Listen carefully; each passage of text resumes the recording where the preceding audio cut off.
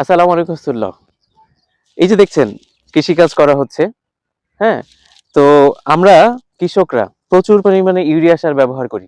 বাংলাদেশের প্রায় ৭০ থেকে ৭৫% জমিতে প্রচুর পরিমাণে মাত্রাতিরিক্ত ইউরিয়া সার প্রয়োগ করা হয়।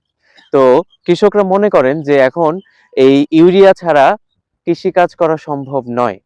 আসলে আমরা যদি কৃষির ইতিহাস দেখি, কৃষির ইতিহাস প্রায় ১০,০০০ বছরের। তো এই ১০,০০০ বছরের মধ্যে গত ৫০ বছরের মধ্যেই আমাদের পুরা পৃথিবীর যেই ডায়াগ্রাম, কৃষির যেই ডায়াগ্রাম সেটা চেঞ্জ করে দেয়া হয়েছে। এখন কৃষক মনে করে কীটনাশক, ইউরিয়া এবং আ অন্যান্য যে উপাদানগুলো, হাইব্রিড বীজ এগুলো ছাড়া কৃষিকাজ সম্ভব নয়। আসলে এটার মাধ্যমে কি হচ্ছে? আমাদের প্রত্যেকটা খাবারে আমরা বাজার থেকে কিনে খাচ্ছি ইউরিয়া সার যুক্ত। এই ইউরিয়া ব্যবহারের কারণে কি হচ্ছে?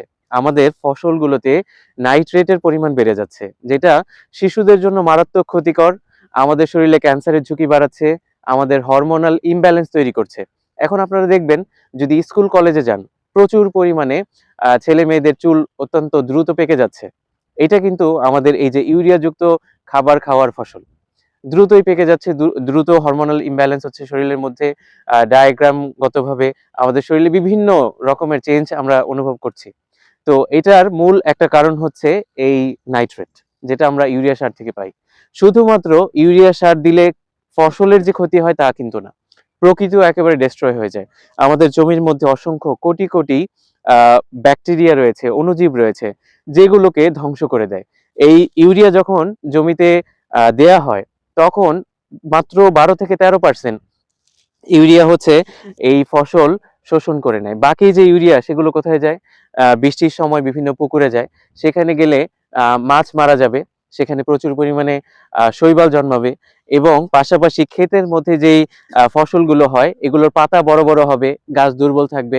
প্রচুর পরিমাণে আ কীটনাশক লাগবে। কারণ হচ্ছে পোকামাকড়ের প্রচুর আ আবির্ভাব হবে। তো এগুলো একটার সাথে আরেকটা কানেক্টেড। তো আমরা বাজার থেকে টাটকা শাক কিনে নিয়ে আসছি, সবজি কিনে নিয়ে আসছি। মনে করছি খুবই স্বাস্থ্যসম্মত। আসলে এটার মধ্যে প্রচুর পরিমাণে নাইট্রেট থাকে, যেটা একটা বড় অ্যালার্মিং বিষয়। কারণ হচ্ছে আগামী ১০ বছরে দেখা গেছে যে প্রত্যেক ঘরে, ঘরেই ক্যান্সার তৈরি হয়ে গেছে এই কারণে। তো আসুন আমরা অন্ততপক্ষে নিজেদের যেই উৎপাদন দরকার, ফসল প্রয়োজন সেগুলো আমরা যেখানেই পারি, বারান্দায়, বাড়ির ছাদে অথবা আঙিনার মধ্যে যদি অল্প কিছু জায়গা থাকে সেখানে উৎপাদন করার জন্য। তো এগুলোর জন্য প্রাকৃতিক কৃষি, এটা আপনারা শিখতে পারেন প্রাকৃতিক কৃষি কেন্দ্র থেকেও, যেটা হচ্ছে মানিকগঞ্জের ঘিওরে করানো হয়। আপনারা সেখানেও ইনশাআল্লাহ এটা প্রাকৃতিকভাবে করতে পারেন। কারণ আমরা হাতে কলমে সেগুলো শিখে এসেছি।